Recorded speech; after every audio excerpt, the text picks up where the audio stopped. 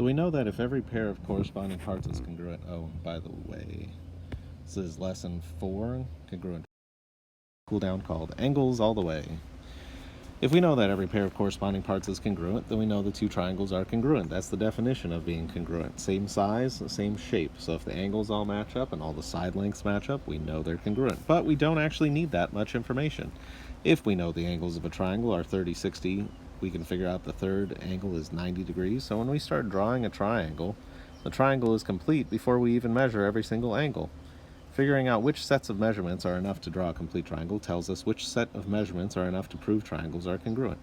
So here are 3 sets of measurements that appear to be enough information to prove that 2 triangles will be congruent. So first of all, 2 pairs of corresponding sides, so that and that are congruent, and then that and that are congruent, and the angle between those sides. We call this side angle side triangle congruence. There's a theorem about that.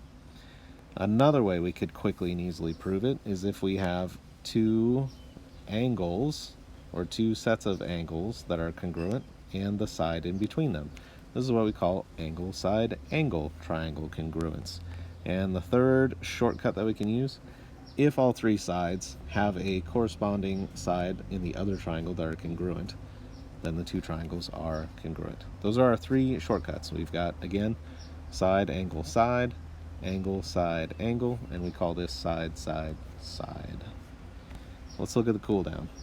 Andre and Lynn were playing Info Gap using card 3. Andre asked, "Can I have all 3 angles?" Lynn told Andre that one angle was 16, one was 43, and one angle was 21. Here's the triangle that Andre made. Is Andre's triangle congruent to the one on the data card?